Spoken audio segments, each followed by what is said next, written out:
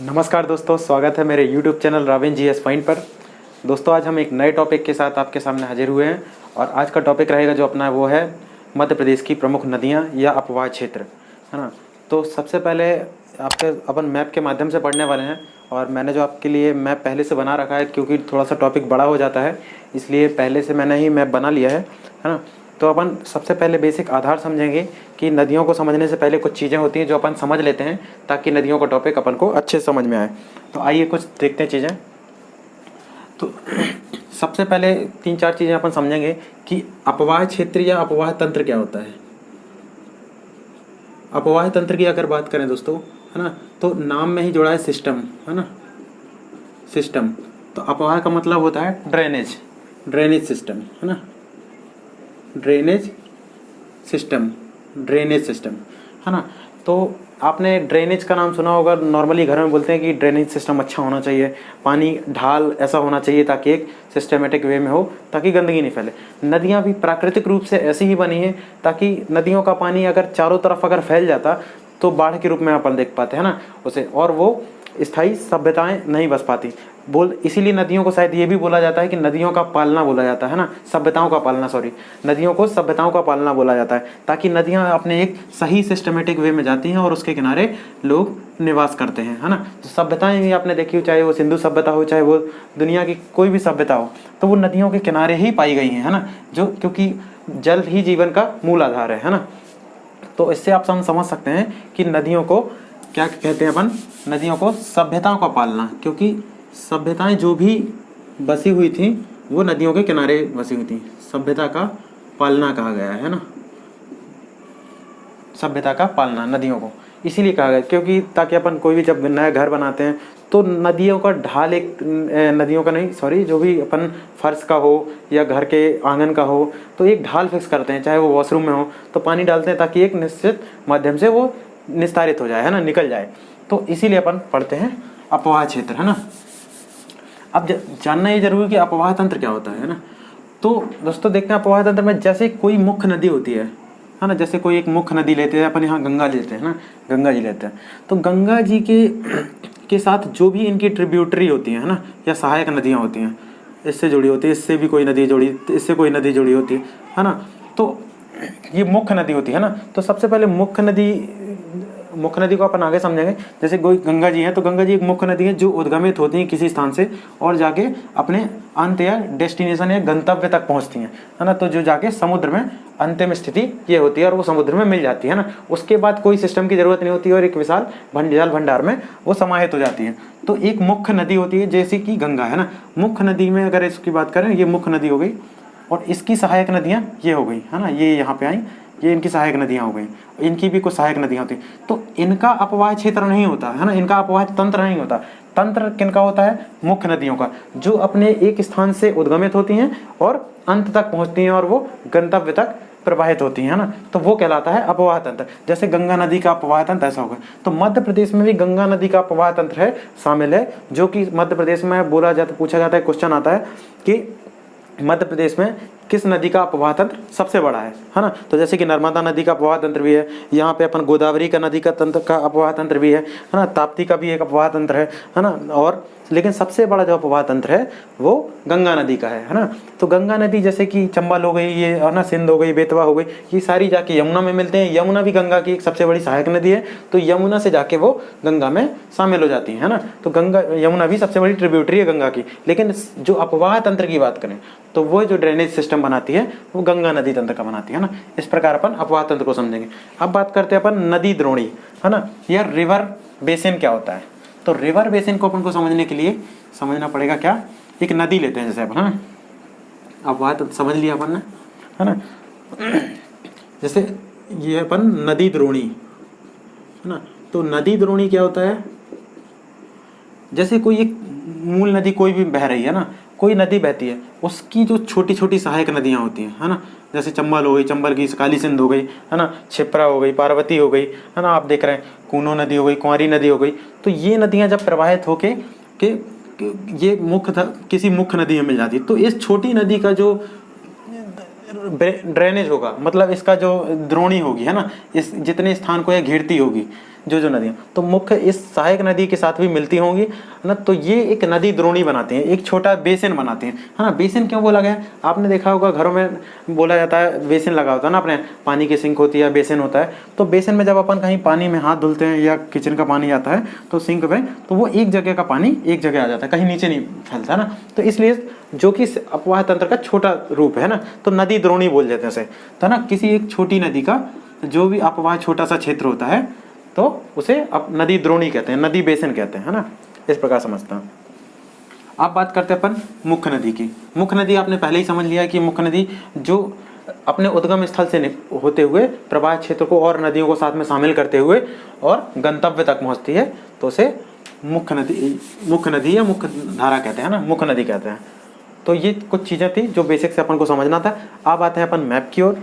तो अपन को पढ़ना मध्य प्रदेश की प्रमुख नदियाँ, मुख्य नदियाँ जो हैं, है ना, नदियाँ। और नदियों की अगर बात करें तो नर्मदा नदी, है ना, सबसे बड़ी मध्य प्रदेश की जो नर्मदा नदी है वो निकलती है अपने अमरकंटक के, है ना, सतपुड़ा पर्वत के अमरकंटक से, जो कि मैकल श्रेणी में, है ना, जो कि अपन ने कल पढ़ा था पर्वत श्रेणी में, मैकल श्रेणी से निकलती है ना, मैकल श्रेणी से। तो मैकल, नर्मदा को मैकल सुता भी कहा जाता है ना। और नर्मदा का अन्य नाम की बात करें अगर, तो टालमी ने उसे एक नाम दिया था जो फेमस है, नामोदास, है ना, नामोदास। तो नर्मदा जो कि मध्य प्रदेश की सबसे लंबी नदी है और 1312 किलोमीटर है ना। मध्य प्रदेश में अगर इसकी लंबाई की बात करें तो 1077 किलोमीटर है ना, 1312 किलोमीटर, है ना, जो कि लगभग 15 जिलों से होते हुए बहती हुई है। यहाँ अमरकंटक से बात करें तो अनूपपुर जिले की, है ना, अनूपपुर जिले से डिंडोरी होते हुए, शहडोल होते हुए, यहाँ से आते हुए, है ना, जबलपुर होते हुए, ऐसे होते हुए प्रवाह होती है ना। यहाँ से बात करें अगर तो सबसे पहला जिला पड़ता है अपना, यहाँ पे देखें अगर, है ना, तो ये अमरकंटक से उद्वाहित होती है, तो ये अनूपपुर जिला होगा। अनूपपुर से डिंडोरी होती है, थोड़ा सा ऊपर जाती है, यहाँ मंडला लगती है ना। शहडोल भी थोड़ा सा यहाँ पे टच होता है ना, शहडोल का थोड़ा सा हिस्सा ही लगता है ना यहाँ पे, क्योंकि शहडोल की जो सीमा रेखा है वो ऐसा है ना। मंडला से होते हुए यहाँ पे जबलपुर होता है, नरसिंहपुर होते हुए, है ना, थोड़ा सा हिस्सा रायसेन, विदिशा, है ना, ये होते हुए फिर यहाँ से थोड़ा सा मुड़ जाती है, तो होशंगाबाद का थोड़ा सा हिस्सा लगता है, और खंडवा, खरगोन होते हुए, यहाँ से पड़वानी होते हुए, प्रवाहित होते हुए गुजरात की ओर चली जाती है, थोड़ा सा महाराष्ट्र में भी जाती है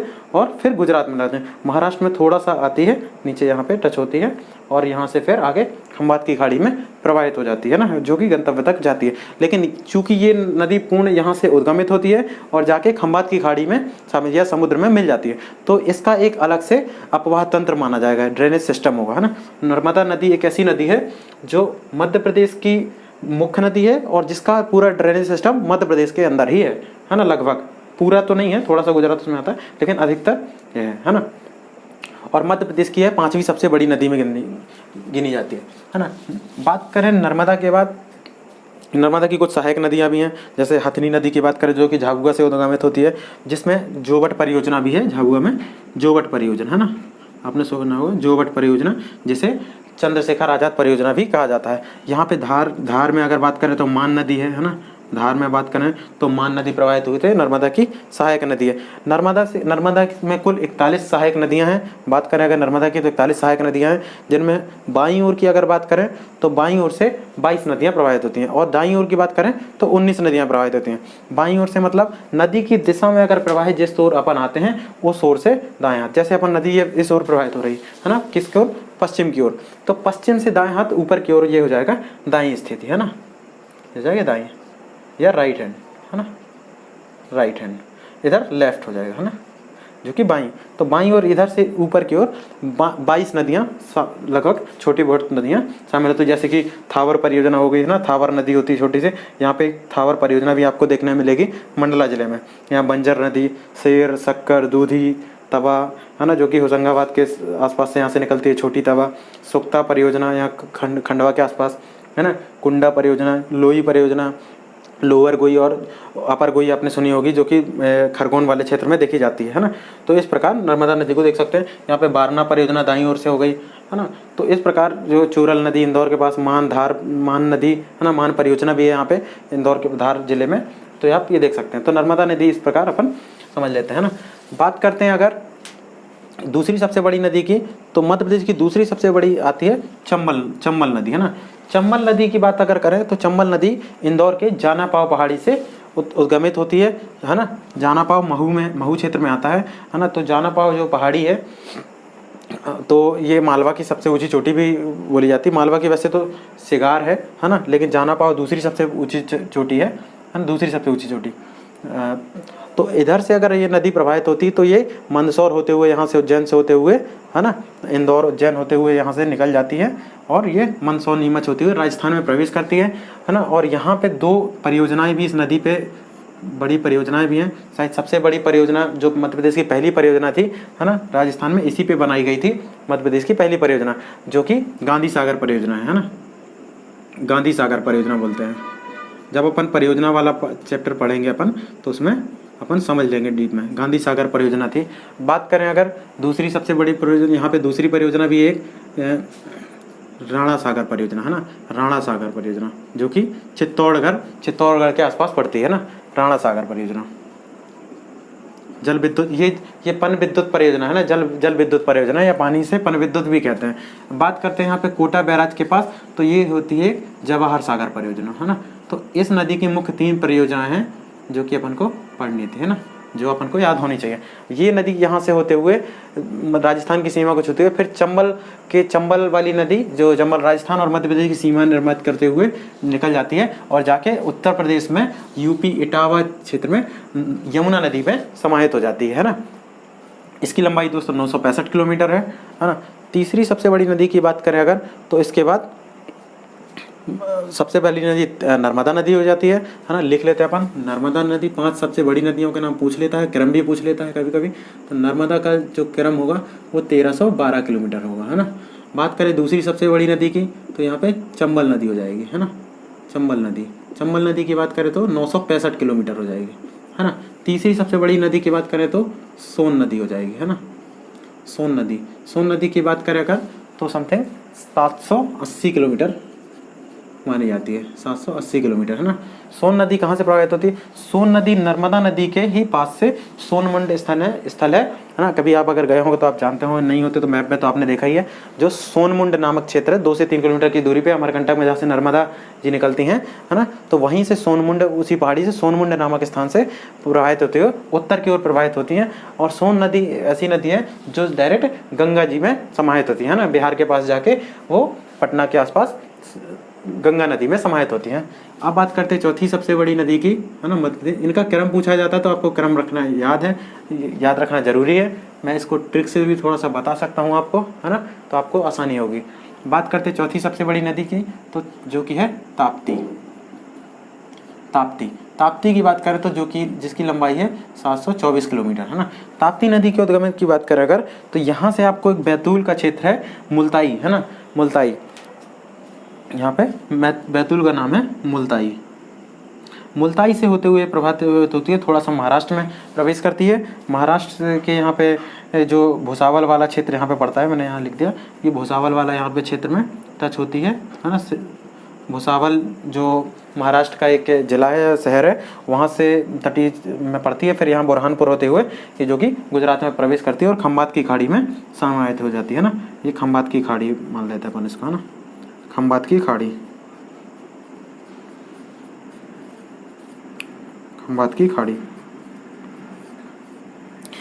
ये आपने सुना होगा खंबात की खाड़ी, बंगाल की खाड़ी, इनमें अंतर क्या है ना। तो ये थोड़ा सा अंतर है, जब अपन ज्योग्राफी पढ़ेंगे तो मैं इसको अच्छे तरीके से आपको बताऊंगा है ना। जो बंगाल की खाड़ी होती हैं ये बड़े रूप, जो खाड़ी होती है ये महासागरों का थोड़ा सा छोटा रूप होते हैं। इनके कटाव के आधार पे, अपना अपर्दन के आधार पे देखते हैं, जब नदियों का तटाव होता जाता है, जैसे लगुन झील बनती है, तो इन्हीं का एक थोड़ा सा बड़ा रूप होता है ना। इसको अपन उधर पे बहुत अच्छे से समझेंगे है ना, ताकि अपना टाइम यहाँ पे वेस्ट ना हो। तो पाँचवीं नदी की बात अगर करें, जो सबसे बड़ी नदी है ताप्ती नदी की बात करें अगर यहाँ पे, इसकी सहायक नदी की तो पूर्णा नदी, गिरना नदी है ना, बोरी नदी है ना। तो अभी इन सभी को अपन डिस्क्रिप्शन में पढ़ेंगे, डिस्क्राइब करके भी पढ़ेंगे ना। 5वीं नदी की बात करें तो जो कि है बेतवा नदी, जिसकी लंबाई है 590 किलोमीटर समथिंग, 590 किलोमीटर। हाँ, बेतवा नदी की बात करें जो कि यहाँ पे विंध्य पहाड़ी के ऊपर से रायसेन में एक जगह है कुमरा गांव है ना, कुमरा गांव। तो कुमरा गांव से ये उद्गमित होती है और यह इधर पे यहाँ सागर जिले के बीना नदी से होते हुए आगसा गांव एक नामक स्थल पड़ता है जो बीना रिफाइनरी के तट में स्थित है। और यहाँ से होते हुए है यहाँ पे झांसी और ललितपुर वाला जो क्षेत्र पड़ता है, यहाँ से गुजरते हुए ये ओरछा से होते हुए गुजरती है ना। बेतवा को मध्य प्रदेश की गंगा या मालवा की गंगा मध्य प्रदेश की गंगा भी कहा जाता है। वो किस आधार पर कहा जाता है मध्य प्रदेश की गंगा? क्योंकि प्रदूषित नदियों में भी गिनी जाती है ना, इसलिए। और मध्य प्रदेश की गंगा नर्मदा को भी एक स्वरूप में कहा जाता है पवित्रता के आधार पे, है ना। क्योंकि मध्य गंगा इस समय प्रदूषित हो रही काफ़ी, तो इसलिए मध्य प्रदेश की गंगा कहा जाता है। और इसे बुंदेलखंड की गंगा भी कहा जाता है बेतवा को, क्योंकि ये बुंदेलखंड रीजन की सबसे प्रमुख नदी है ना। तो बेतवा नदी और केन बेतवा लिंक यहाँ पे परियोजना भी बनाती है ना, केन बेतवा परियोजना, है ना। तो ये चीज़ें भी अपन को याद रखनी है। तो ये जाके उत्तर प्रदेश में जाके हमीरपुर नामक स्थान पे ये गंतव्य में यमुना नदी में शामिल हो जाती है, और यमुना नदी आगे जाके उससे शामिल हो जाती है ना। तो इस प्रकार आपको देखना है, मुख्य नदी अपनी बेतवा। तो इन नदियों को अगर याद रखने में आपको ये हो कि अगर आपको कैसे याद रखना है, सबसे बड़ी नदियों का सबसे ऊपर से नीचे का क्रम और नीचे से ऊपर का क्रम याद रखना है। तो छोटा सा एक ट्रिक याद रखना चाहें तो आप रख सकते हैं, है ना। मैं बता देता हूँ आपको।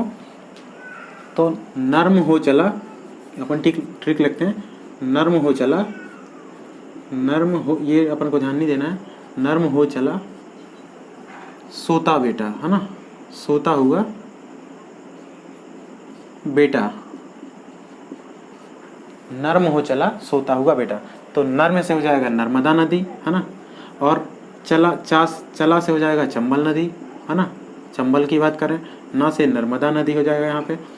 सो से यहाँ पे ले लेंगे सोन नदी, है ना। ता से यहाँ पे ले लेंगे ताप्ती नदी, है ना। बेटा से ले लेंगे यहाँ पे बेतवा नदी, है ना। इस क्रम में अपन याद रख सकते हैं। एक छोटी सी ट्रिक है, आप चाहे तो ले सकते हैं, स्क्रीनशॉट भी ले सकते हैं, है ना। तो अब अपन पढ़ने वाले हैं विस्तार से इन नदियों के बारे में, है ना। छोटी मोटी और जो नदियाँ अपन उनको मुख्य रूप से पढ़ेंगे। अगर छोटा सा नदी यहाँ पे भी पढ़ सकते हैं अपन, जो अगर बात करें यहाँ पे चंबल की कुछ सहायक नदियों का भी अपन पढ़े, अपन डिस्क्राइब करके पढ़ेंगे तो ज़्यादा अच्छे समझ में आएगा। तो अपन इसको मिटा लेते हैं, डिस्क्राइब करके अपन पढ़ते हैं पूरा, है ना। तो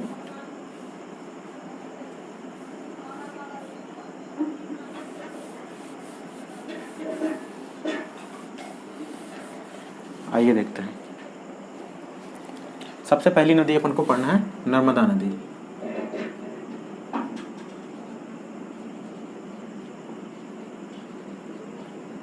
नर्मदा नदी, है ना। नर्मदा नदी की बात करें तो यह मध्य प्रदेश की सबसे बड़ी नदी है। और पूछा जाता है कि पश्चिम की ओर बहने वाली नदियों के बारे में ना, तो नर्मदा नदी, और ये आप देख रहे हो इस तरफ ताप्ती नदी, नर्मदा नदी और ये माही नदी, है ना। तो 3 नदी है पश्चिम की ओर बहने वाली, सबसे बड़ी नदी है ना। पश्चिम की ओर बहने वाली, ये भारत की भी पश्चिम की ओर बहने वाली सबसे बड़ी नदी मानी जाती है, पश्चिम की ओर बहने वाली। थोड़ा सा कलर चेंज कर लेते हैं मेन मुख्य नदी का, अपन नदी का ही नाम चेंज कर लेते हैं ताकि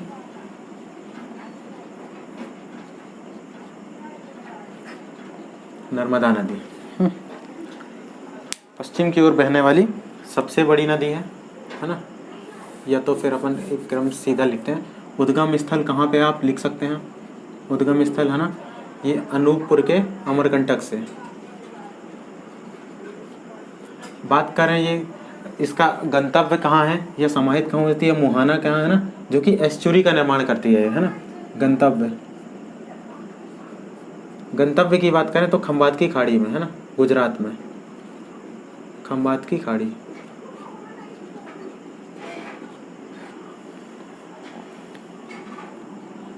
खंबात की खाड़ी। अब बात करें इसकी लंबाई की बात करें अगर, जो कि है 1312 किलोमीटर। मध्य प्रदेश के अंदर की बात करें अगर, ये तो 1077 किलोमीटर, है ना, मध्य प्रदेश के अंदर।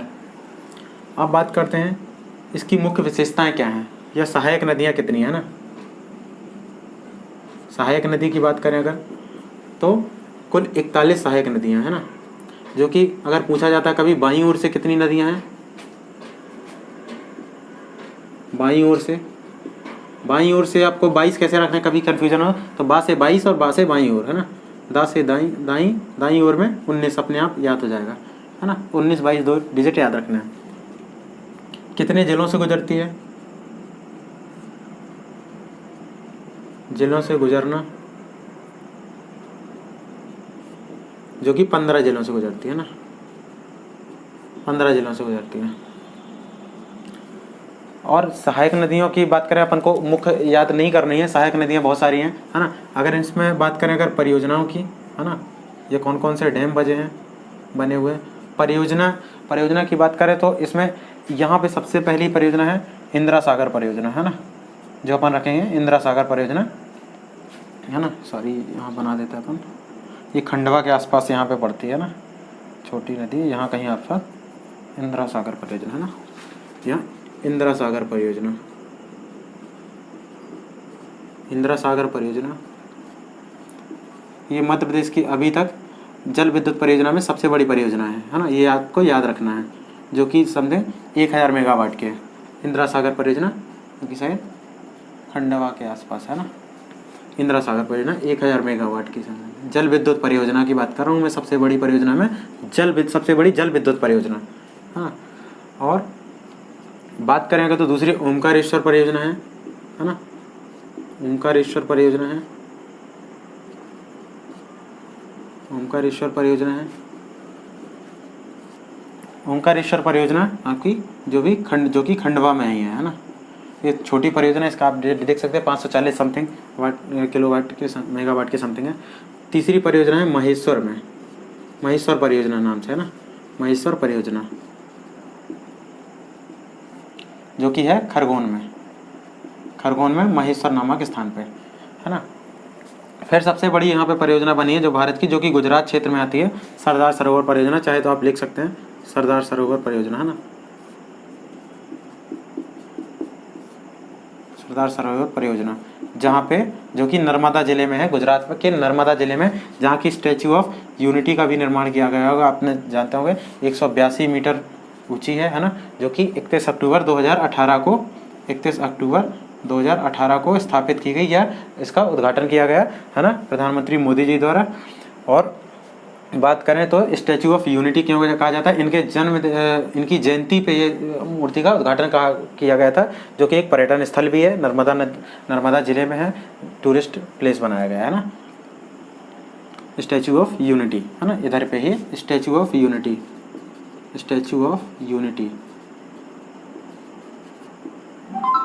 182 मीटर। परियोजना के बाद अगर कुछ मुख्य विशेषताएं की बात करें, तथ्य की बात करें अगर, तो यह भारत की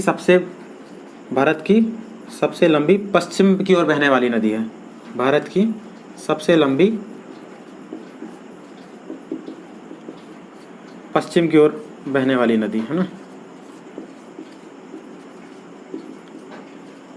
बहने वाली नदी। और मध्य प्रदेश की तो होगी ही, है ना। बात करते हैं यहाँ पे जलप्रपातों की, है ना, जलप्रपात अपन को पहले ही लिखना था, तो अपन यहाँ पढ़ लें तो कोई दिक्कत नहीं है। जलप्रपात की अगर बात करें तो मध्य प्रदेश में जहाँ से अमरकंटक से नदी की उद्गमित होती है, उसके आप 1 या 2 किलोमीटर ही आगे चलेंगे तो पहली जो जलप्रपात वहाँ पे नदी बनाती है, दुग्धधारा जलप्रपात, है ना, दुग्धधारा,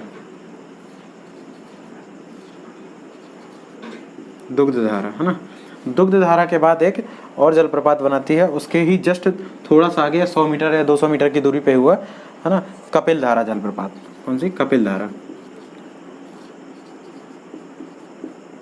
मैं जब गया था नहाने का बहुत मन हो रहा था कपिल धारा का, लेकिन कपिल धारा में, है ना, क्योंकि बहुत छोटा सा कुंड है, ज़्यादा ऊंचाई नहीं, यहाँ की 10 मीटर होगी, 9-10 मीटर, यहाँ की थोड़ा सा दुग्धधारा की जरूर थोड़ा सा ऊंचाई है कपिल धारा, है ना।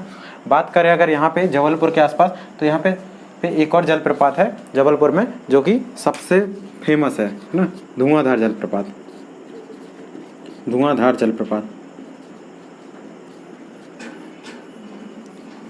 धुआंधार जलप्रपात, है ना। ये मध्य प्रदेश का, इसलिए सौंदर्य के लिए बहुत फेमस है ना, धुआंधार जलप्रपात। क्योंकि यहाँ पे सफ़ेद संगमरमर की प्रमुख चट्टानों के ऊपर से पानी बहता है, तो बहुत धुआं टाइप का निकलता है, वहाँ पे आप देख सकते हैं ना, इसलिए इसका नाम धुआंधार जलप्रपात रखा है ना। एक दर्दी जलप्रपात भी है ना, दर्दी डैम भी है शायद यहाँ पे, है ना, ये याद रख सकते हैं। आगे एक नर्मदा नदी पे, यहाँ पे आप खरगोन पास आते हैं यहाँ पे, तो आपको सहस्त्रधारा है ना, सहस्त्रधारा जलप्रपात आपको देखने मिलेगा। ये प्रमुख है याद रखते हैं।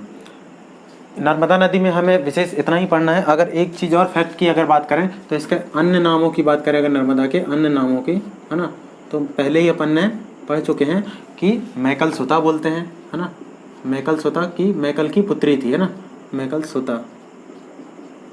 सुता यानी पुत्री का जो पर्यायवाची है। दूसरी अगर बात करें तो मैकल सुता के बाद कि इसका अगला टॉलमी ने जो नाम दिया था वो नामोदास था ना, नामोदास याद रखना है, जो कि टॉलमी द्वारा प्रदान किया। और भी अन्य नाम है, आप मुझे कमेंट बॉक्स में बताइएगा, है ना, नहीं तो मैं उसमें पिन कर दूंगा कमेंट बॉक्स में, है ना। तो आप इसका स्क्रीनशॉट ले सकते हैं। अपन को मुख्य चीज़ें इतनी ही पढ़नी थी। बात करेंगे परियोजनाओं की और डिटेल में, तो अपन परियोजनाओं में जब पढ़ेंगे तो उसकी छोटी सहायक नदियों की भी जो परियोजनाएं होंगी वो अपन पढ़ेंगे। जैसे मान नदी में जो परियोजना है, जोवट नदी में जो हथनी नदी में जोवट परियोजना है झाबुआ के आसपास, हाँ, चोरल परियोजना है ना, कुंडा नदी में कुंडा परियोजना है, इस तवा परियोजना है। ये अपन परियोजनाओं में पढ़ेंगे। अभी अपन नदियाँ पढ़ रहे हैं तो अपन नहीं तो टॉपिक से भटक जाएंगे, इसलिए आप इसको स्क्रीनशॉट ले लीजिए।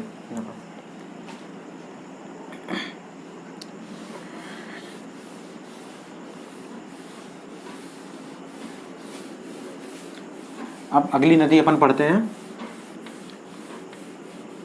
यहाँ पे आप नदियों को एक और माध्यम से पढ़ सकते हैं, है ना, लेकिन वो माध्यम मुझे क्रम ठीक नहीं लगा, लेकिन आप पढ़ सकते हैं, कोई उसमें दिक्कत नहीं। सबके पढ़ने का तरीका अलग होता है, हाँ, कि अगर आप एक सिस्टमेटिक वे में पढ़ना चाहें, लेकिन वैसा कोई क्वेश्चन नहीं आता है ना, इसलिए अपन वैसा नहीं पढ़ेंगे कि पूरब की ओर कुछ नदियां जैसे उत्तर की ओर, दक्षिण की ओर, है ना, क्योंकि ज़्यादातर नदियां, क्योंकि सबसे बड़ा जो अपवाह तंत्र है गंगा का अपवाह तंत्र के अंतर्गत आती हैं, है ना। अपन को एक शुरू में जो एक शब्दावली पढ़नी थी वो जल विभाजक पढ़नी थी, है ना, वो मैं भूल गया था उस टाइम पे। अपन जल विभाजक समझ लेते हैं।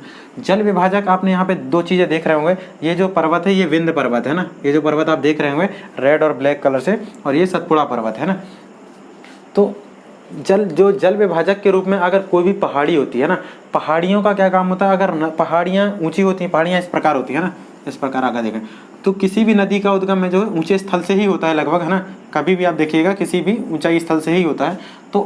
तो क्या होता है, जो ऊंचे क्षेत्र घाटी क्षेत्र होते हैं, तो घाटी क्षेत्र एक ढाल प्रवणता का निर्माण करते हैं ना, ढाल प्रवणता, है ना, ढाल प्रवणता या ढाल का निर्धारण करते हैं, जिससे नदियों को एक मार्ग मिल जाता है ना, कि एक तो नदियों की गति तीव्र हो जाती है ना, एक तो ढाल मिल जाता है, फिर वो अपना रास्ता खुद ही बनाते हुए निकल जाते हैं। अगर सोचिए कहीं प्लेन जगह से अगर नदी निकलने लगी, है ना, कोई सोचिए कि अगर मान लो एक मैदानी क्षेत्र, अगर यहाँ से नदी उद्गमित हो गई तो उसका वो पानी जाएगा कहाँ, उसे कोई दिशा ही नहीं मिलेगी, उसे कोई तीव्रता ही नहीं मिलेगी।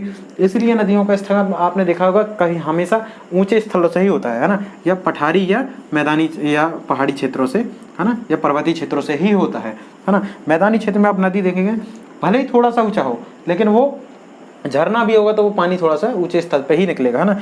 मैदानी क्षेत्र में अगर वो निकलेगा तो उसका आपको एक झील के रूप में वो हो जाएगा ना, वो फिर नदी नहीं कहला जाएगी, झील कहला जाएगी, क्योंकि उसमें पानी पूरे चारों तरफ आपका इकट्ठा होने लगेगा। इसलिए नदियाँ कभी ऐसे नहीं होती। तो जल विभाजक की अगर बात करें तो ये पहाड़ियाँ होती, जैसे विंध्याचल पर्वत की बात करें तो विंध्याचल पर्वत एक नदियों का अपवाह तंत्र निर्धारित करते हैं ना। जैसे उत्तर भारत की बात करें, उत्तर भारत के लिए उत्तर भारत और दक्षिण भारत को बांटने वाला पर्वत होता है जो विंध्याचल पर्वत है ना।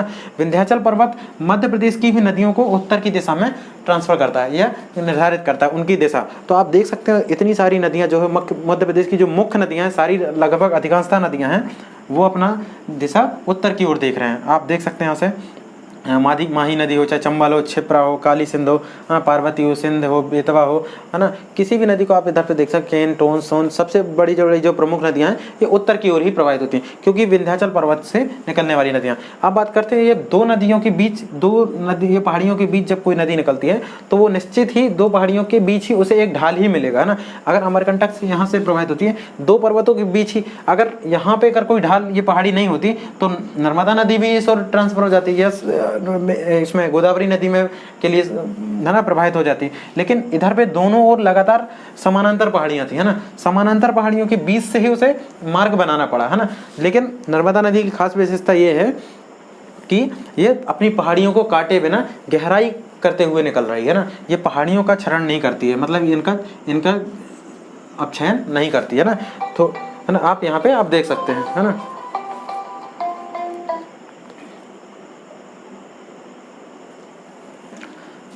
तो जल विभाजक की ये भूमिका होती है, नदियों के ढाल प्रवणता या जल के प्रवाह की दिशा का निर्धारण करते हैं। तो जल विभाजक इसलिए भी खास होते हैं, है ना।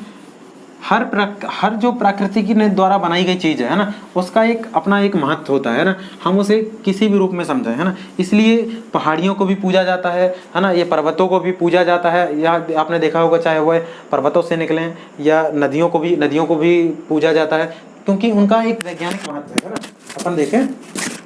अपन देखें इन चीज़ों का एक वैज्ञानिक महत्व भी होता है ना, इसीलिए इनकी पूजा की जाती है या हम पूजा करते हैं ना, और कोई लॉजिक नहीं होता है। अब अपन बात करते हैं अगली नदी की। माइक को क्या हो गया?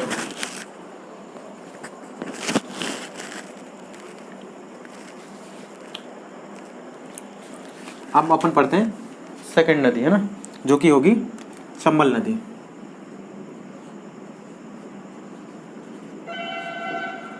मैं बात कर रहा था कि पूर्व की ओर नदियाँ बांटना, पश्चिम की ओर नदियाँ बांटना, उत्तर और दक्षिण की ओर नदियाँ बांट के अगर पढ़ें तो इतनी विशेष नदियाँ हैं नहीं है कि अपन वैसे पढ़ें। तो अपन मुख्य नदियों का क्रम पढ़ते हैं। चंबल नदी की अगर बात करें तो जो उद्गम स्थल है इसका, है ना, अपन देखेंगे इंदौर का जाना पाव पहाड़ी, है ना, इंदौर की जाना पाव पहाड़ी,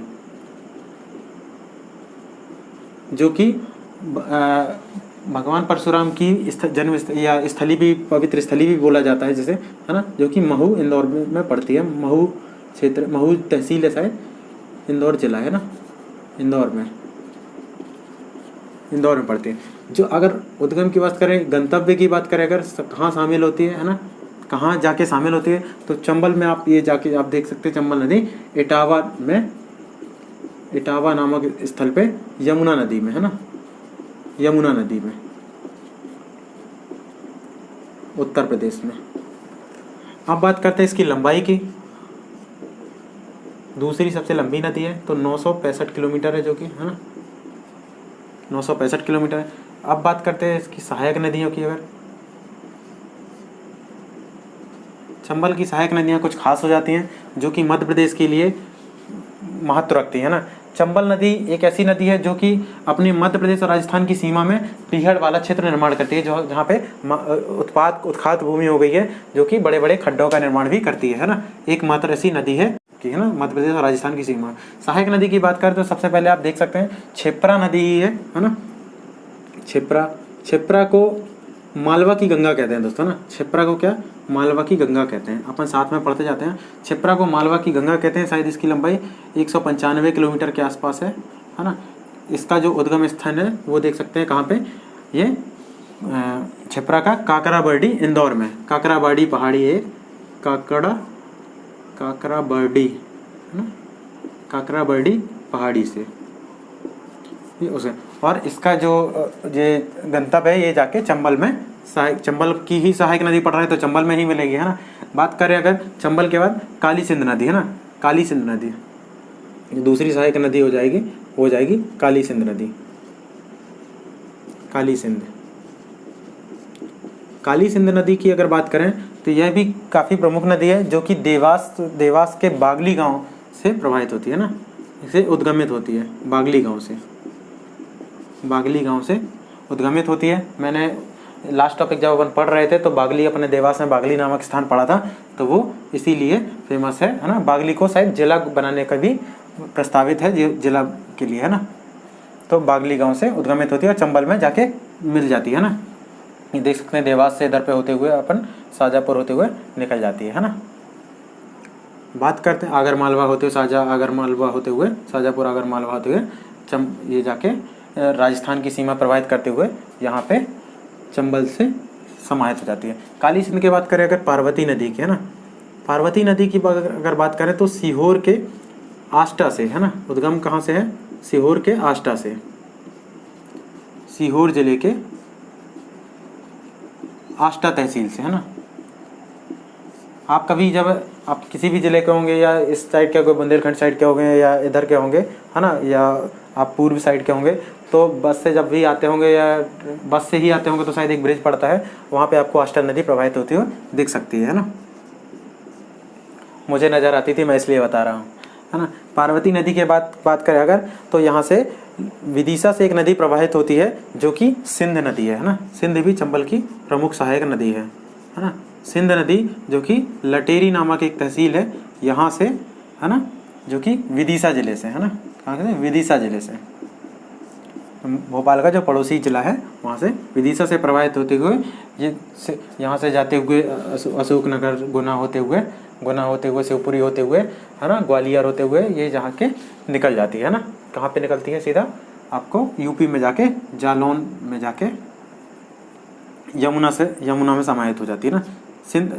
अपन ने काली सिंध को जो पढ़ा है, सिंध चंबल की सहायक नदी नहीं है। चंबल की सहायक नदी अपन को कूनो देखना है अपना। कूनो जो कि कूनो छोटी सी एक नदी है जो कि श्योपुर में है। यहाँ पे कूनो के आसपास एक पालनपुर पड़ता है, पालनपुर, है ना, पालपुर, है ना, कूनो पालनपुर आपने सुना होगा। एक अभ्यारण्य बना है जिसे अभी राष्ट्रीय उद्यान बनाने की भी बात चल रही है, जिसे गुजरात से गिर राष्ट्रीय उद्यान से शेर लाए गए थे, है ना, कूनो पालनपुर वही है ना। और बात करें सीप नदी की तो श्योपुर से एक छोटी सी सीप नदी निकलती है। सीप नदी की खासियत है कि यहाँ से सीप नदी होते हुए राजस्थान की सीमा में जाती है और इस स्थान पे चंबल और एक बनास नदी जो कि चंबल की सबसे बड़ी नदी है, जो कि अरावली पहाड़ियों से, यहाँ पे अरावली पहाड़ियाँ हैं, समांतर में अरावली पहाड़ियाँ हैं, है ना, अरावली पर्वतमाला है, श्रृंखला है। तो यहाँ से प्रवाहित होते हुए बनास नदी आती है और चंबल और सीप नदी के संगम में एक रामेश्वरी त्रिवेणी जो स्थल है ना, त्रिवेणी संगम में, है ना, इसका निर्माण करती है ना। ये क्वेश्चन कभी कभी पूछा जाता है कि रामेश्वरी त्रिवेणी संगम कहाँ है, तो ये राजस्थान में है ना, जो चित्तौड़गढ़ कुंभलगढ़ वाला स्थान हो जाता है, यहाँ पे रामेश्वरी त्रिवेणी संगम स्थल है ना। तो आपको ये याद रखना है ना। तो चंबल की अपन इतनी सहायक नदियाँ पढ़ेंगे, है ना। और छोटी सी कुंवारी नदी है यहाँ पे, कुंवारी शिवपुरी के पठार से निकलती है, कुंवारी नदी, है ना, क्योंकि शिवपुरी से निकलती है। ये गुना वाला क्षेत्र है, ये शिवपुरी इधर पे है, ये इधर पे कुंवारी नदी होते हुए चंबल में जाके नदी मिल जाती है। तो यहाँ पे अपन लिख सकते हैं चौथी नदी जो कि है ना, कूनो नदी। पांचवी अगर बात करें तो कुंवारी नदी, है ना, कुंवारी नदी। तो आप इसका स्क्रीनशॉट ले सकते हैं, अपन को इसमें इतना ही पढ़ना है।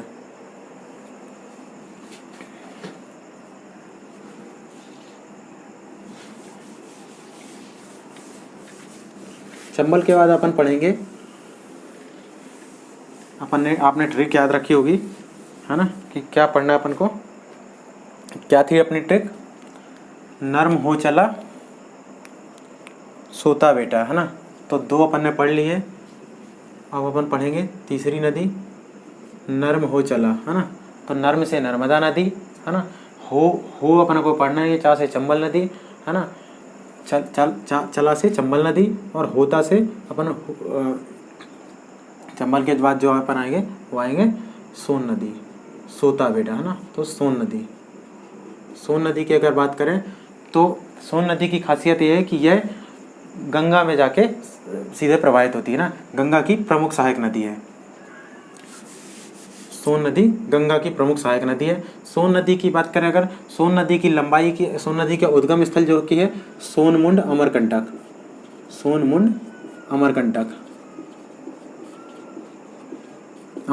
है ना, ये अमरकंटक की पहाड़ी में ही है। और अगर इस जो मिलती है ये जाके बिहार या पटना के पास आपको जाके ये गंगा में मिल जाती है। गंगा में समाहित हो जाती है ना। इसके अन्य नाम की अगर बात करें, लंबाई इसकी लिख लेते हैं अपन, पहले लंबाई लिख लेते हैं। लंबाई की अगर बात करें तो इसकी लंबाई जो होगी वो 780 किलोमीटर के आसपास अपन देख सकते हैं ना, 780 किलोमीटर। जब भी कोई चीज़ अगर फैक्ट लिखने में डाउट हो तो आप यहाँ पे लगभग लिख सकते हैं ना, तो आपका क्वेश्चन गलत होने का संभावना खत्म हो जाती है ना। सोन की बात करें अगर, इनकी सहायक नदियाँ नहीं पढ़नी है क्योंकि सहायक नदी इनकी इंपॉर्टेंट नहीं है अपने लिए, है ना। सोन के अन्य नामों की अगर बात करें तो सोन नदी की चर्चा उसमें भी की गई है कि जो रामायण या प्राचीन नदियों, प्राचीन भारत में भी की गई है ना। प्राचीन जो पुराण वगैरह होते थे उसमें भी सोन नदी का नाम की चर्चा की गई है।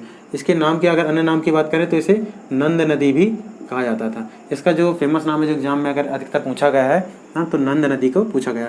दूसरी बात करें तो हिरण्यबाहु नदी भी इसे कहा जाता है, हिरण्यबाहु, है ना, हिरण्यबाहु नदी।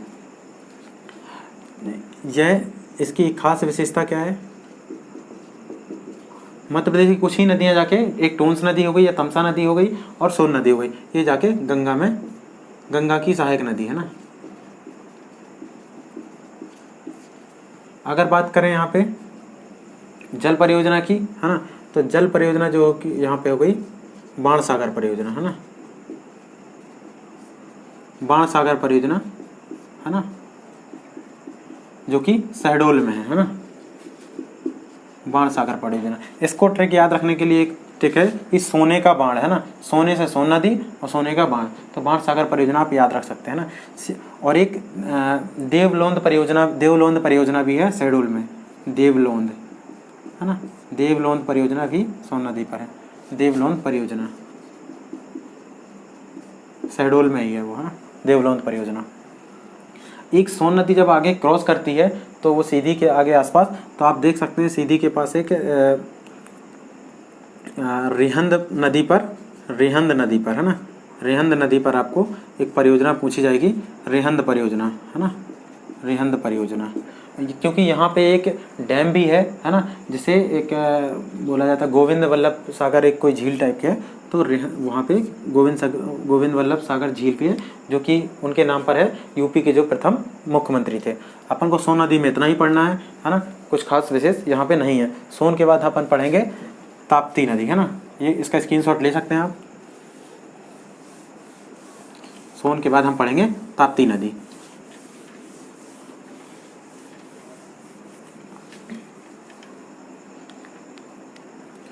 चौथा जो हो जाएगा वो अपन पढ़ेंगे ताप्ती नदी।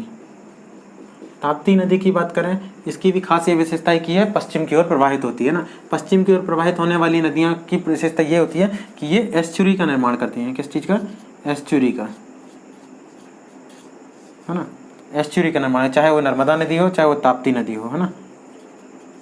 एस्चुरी से आशय ये है कि यहाँ पे जो समुद्र है, ये खड़ी घाटियाँ, यहाँ पे जो पश्चिमी तट है मध्य प्रदेश का, ये मध्य प्रदेश का नहीं, भारत का, सॉरी, तो ये खड़ा तट है, तो यहाँ पे एस्चुरी का निर्माण करती है सकरा। ये डेल्टा नहीं बनाती है। जो उस तरफ की नदियाँ बंगाल की खाड़ी में शामिल होती हैं, गंगा जैसी नदियाँ होंगी या ब्रह्मपुत्र नदियाँ, ये डेल्टा बनाने लगती हैं नदियों का, है ना। इस प्रकार से नदियों का, क्योंकि यहाँ पे ढाल, जब नदियों का ढाल मंद हो जाता है ना, यहाँ पे नदी तीव्र गति से बहती है, ढाल के आधार पर बहती है, तो तीव्र जो नदियाँ बहती हैं, कम ढाल में बहती हैं, तो वो जाके उनका विस्तार नहीं होता है। जब किसी भी नदी का ढाल मंद हो जाता है तो वो नदियाँ अपने मार्ग से भटकने लगती हैं और चारों तरफ फैलने लगती हैं। जब चारों तरफ नदियाँ फैलने लगती हैं तो बीच में नदियाँ सूखने भी लगती हैं, तो यहाँ पे बीच में छोटे छोटे आइलैंड या टापू टाइप के भी बनाने लगती हैं, तो इस प्रकार वी शेप में आ जाती हैं। तो वी शेप में ही डेल्टा कहा जाता है। आपने डेल्टा का निशान भी पढ़ा होगा मैथ वगैरह में, फिजिक्स वगैरह में, तो डेल बोलते हैं, डेल,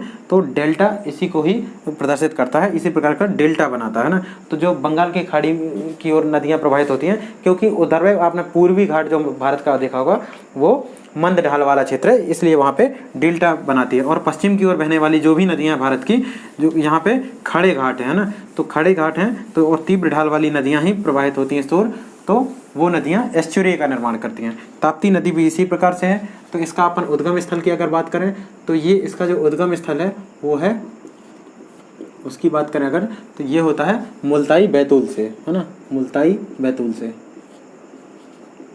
बैतूल की पहाड़ी है एक मुल्ताई सिटी, है ना, ये आप देख सकते हैं यहाँ पे, ये मुल्ताई है ना, मुल्ताई की पहाड़ी से, है ना। बात करें इसके गंतव्य की तो ये भी जो कि गंतव्य यानी डेस्टिनेशन, है ना, गंतव्य जो कि खंबात की खाड़ी में गिरती है,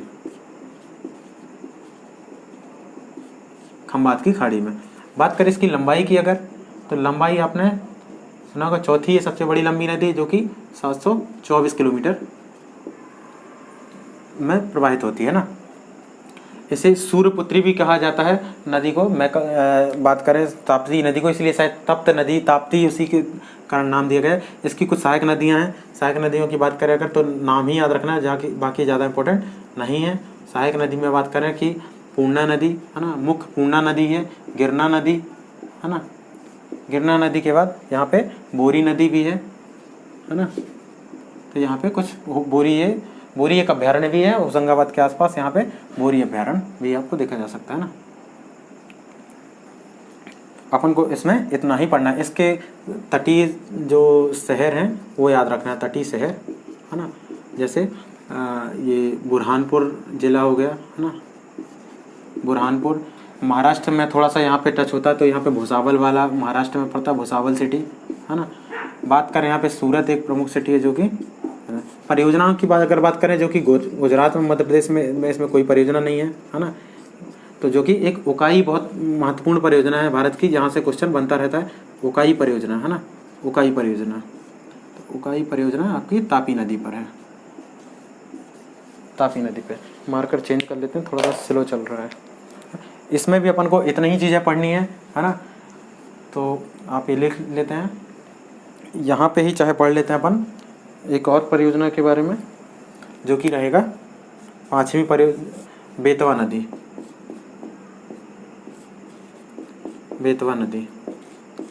बेतवा नदी की अगर बात करें तो बेतवा नदी का उद्गम रायसेन जिले के कुमरा गांव से होता है। आपने देखा होगा वहाँ पे, है ना, रायसेन के विंध्य पहाड़ी से उद्गम, जो यहाँ पे आप देखें अगर तो जो उद्गम है इसका वो देखेंगे कुमरा गांव रायसेन, है ना, कुमरा गांव रायसेन।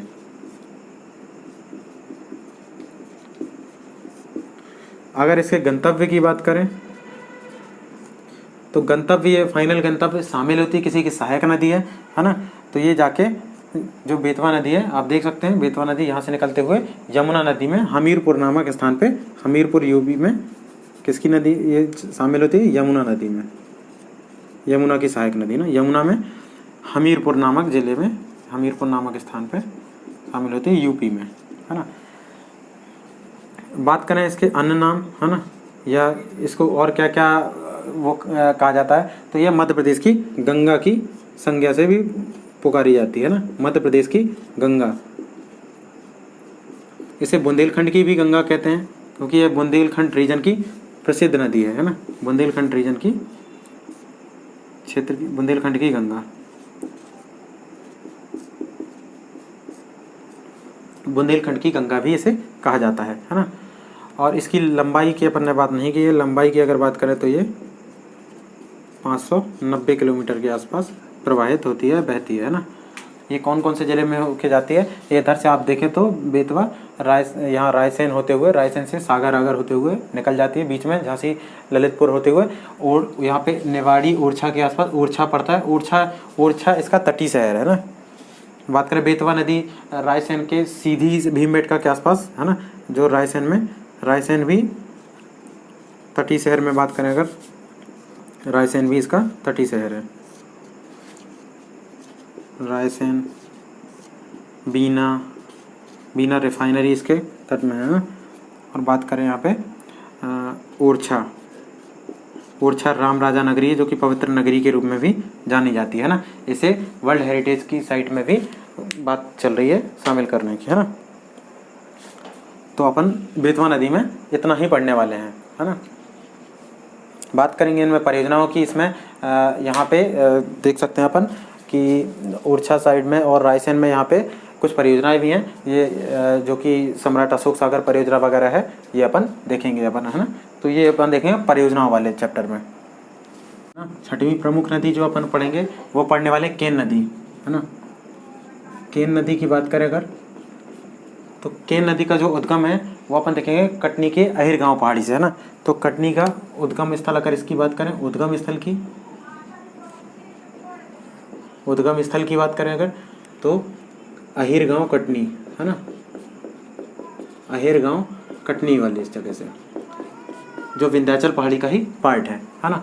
बात करें इसके गंतव्य स्थल की, तो जो कि केन नदी जाके मिलती है बांदा यूपी बॉर्डर यमुना नदी से, है ना।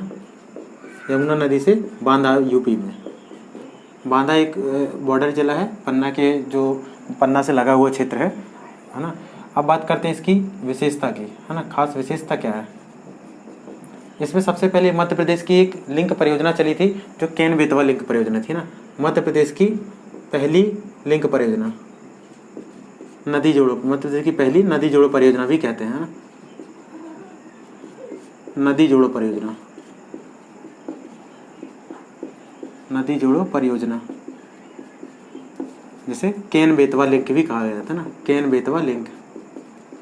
इसका मुख्य जो उद्देश्य था वो था सिंचाई परियोजनाओं को बढ़ावा देना या उन्नत करना, है ना। केन बेतवा लिंक परियोजना। फिर बाद में एक अभी 2016 के आसपास, 15-16 के आसपास एक चीज़ और यहाँ पे लिंक परियोजना चालू की गई थी, जो कि नर्मदा और छिप्रा को जोड़ा गया था यहाँ से, है ना। नर्मदा और छिप्रा को, जो कि उज्जैनी गांव तक लाया गया था, है ना, ऐसे। और इसको उज्जैन में जब कुंभ था अभी 2016 में, तब इसको 2014 में आई थी, 2016 में 1 साल के अंदर इन्होंने कंप्लीट कर दिया था, है ना। जो कि नर्मदा और छिप्रा को जोड़ा था, सॉरी इधर जोड़ना था अपन ने, काली सिंध में जोड़ दिया, है ना, इसको जोड़ा था, है ना। तो जब बोलते हैं कि जब 2016 का जो कुंभ था, है ना, उज्जैन में हुआ था, तो उज्जैन में महाकुंभ हुआ था, तो पानी की कमी थी वहाँ से, तो नर्मदा का पानी, है ना, उज्जैनी गांव, जो छिप्रा नदी का उज्जैनी गांव है, तो वहाँ से लाया गया था। और यहाँ से उज्जैनी गांव से फिर यहाँ पे नहर बना के ट्रांसफ़र किया गया था पूरे उज्जैन के महाकुंभ के लिए, है ना। तो 1 साल में ये परियोजना को किया गया था। नर्मदा से खास तथ्य एक मुझे याद आता है अभी, कि जो नर्मदा के लिए अपन को पढ़ना है, नर्मदा यात्रा, है ना। नर्मदा यात्रा एक 2016 में चलाई गई थी, जो कि 11 दिसंबर समथिंग चलाई गई थी। कभी कभी क्वेश्चन पूछ लेता है, 11 दिसंबर 2016 से, है ना।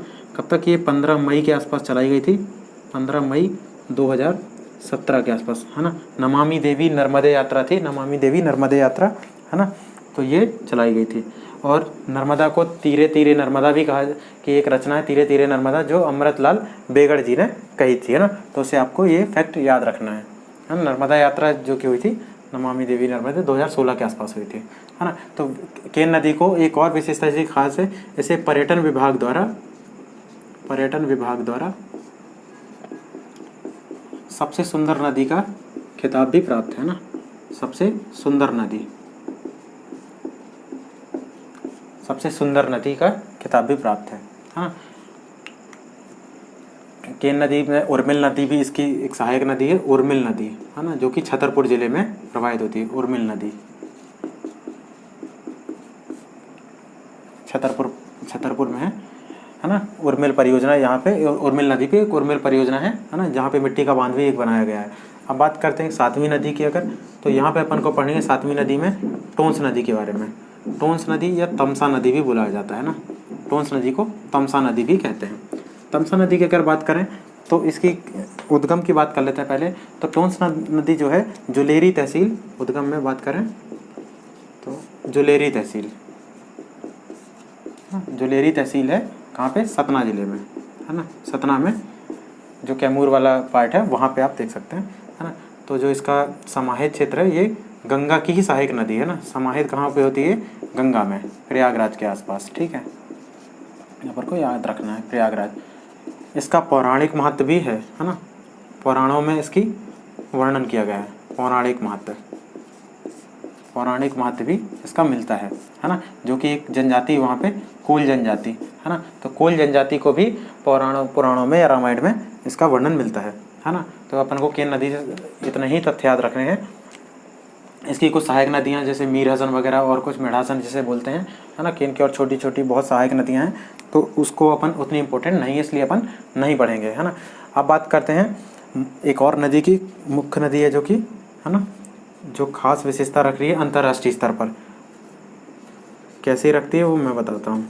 माही नदी, है ना, माही नदी की बात करें, जिसका उद्गम स्थल की अगर बात करें तो ये धार जिले के उद्गम की बात करें अगर, तो ये धार जिले के मिंडा नामक शहर से, है ना, जो कि सरदारपुर तहसील में है ना, मिंडा। और अगर इसकी बात करें गंतव्य की, तो ये भी खंबात की खाड़ी में जाके यहाँ महाराष्ट्र, यूपी, गुजरात होते हुए, सॉरी यूपी नहीं गुजरात होते हुए आपको खंबात की खाड़ी में समाहित होती है ना। अब बात करते हैं इसकी एक और विशेषता है यहाँ पे, जो माही नदी यहाँ से कर्क रेखा को 2 बार काटती है ना, तो कर्क रेखा को 2 बार काटने वाली एकमात्र नदी है और पश्चिम की ओर प्रवाहित होने वाली तीसरी नदी है। और कर्क रेखा तो ये 2 बार काटती ही है, कर्क रेखा को 2 बार काटने वाली दुनिया की एकमात्र नदी, 2 बार काटने वाली, जो कि मध्य प्रदेश के बीच से गुजरती है, काटने वाली एकमात्र नदी, है ना। और माही नदी की एक विशेषता यहाँ पे, माही नदी राजस्थान में जब यहाँ पे निकलती है बीच में, तो मध्य प्रदेश से होते हुए यहाँ से सरदारपुर और ये वाला क्षेत्र झाबुआ वाबुआ होते हुए, तो इधर पे आप देख सकते हैं यहाँ पे कि एक सोम नदी है और जाखम नदी, यहाँ पे जाखम नदी, जो कि इसकी सहायक नदियाँ भी हैं। तो ये एक क्षेत्र में आके, राजस्थान के एक क्षेत्र में आके बेणेश्वर त्रिवेणी का निर्माण करती हैं, बेणेश्वर त्रिवेणी, बेणेश्वर त्रिवेणी, है ना, जो कि एक संगम स्थल है, जो कि धार्मिक जिसका महत्व है। तो आपको ये बेणेश्वर त्रिवेणी याद रखना है ना। बात करते हैं एक छोटी सी और नदी के बारे में, तो जो कि रहेगी बेनगंगा नदी, है ना। बेनगंगा नदी यहाँ पे, जो कि बालाघाट की प्रमुख नदी है। बालाघाट बेनगंगा नदी की बात करें अगर, तो ये प्रवाहित होते हुए जहाँ पे बालाघाट से निकलते हुए अपनी सहायक नदी पेंच और कान्हन नदी से मिलते हुए, वर्धा नदी से मुख्य रूप से मिलते हुए प्रणहिता का निर्माण करती है, नीचे प्रणहिता का निर्माण करती है और गोदावरी नदी में शामिल हो जाती है ना, अंतिम, और जो जाके गोदावरी के ड्रेनेज सिस्टम में का पार्ट बनती है ना। तो अपन को नदियों में इतना ही पढ़ना था, इतनी ही मोस्ट चीज़ें थी, है ना। बाकी चीज़ें जब परियोजनाएं पढ़ेंगे तो और छोटी छोटी नदियों के बारे में अपन जान लेंगे, कौन सी जल विद्युत परियोजनाएं पढ़ेंगे तब अपन जानेंगे, और जब अपन बांध वगैरह पढ़ेंगे, जलप्रपात वगैरह पढ़ेंगे, तो अपन को और चीज़ें, इससे जो बची हुई चीज़ें वो याद हो जाएंगी, है ना।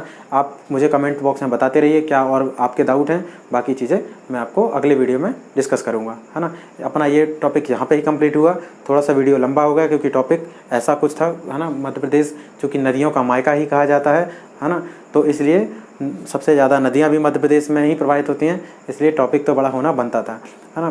तो लेते हैं विदा आपसे, और वीडियो को सब्सक्राइब कर दीजिए, चैनल को लाइक कर लीजिए, है ना, और चैनल को सब्सक्राइब करिए, बेल आइकन को प्रेस कर लीजिए और वीडियो को शेयर भी कर दीजिए ताकि आपके दोस्तों तक वीडियो पहुंच जाए। धन्यवाद।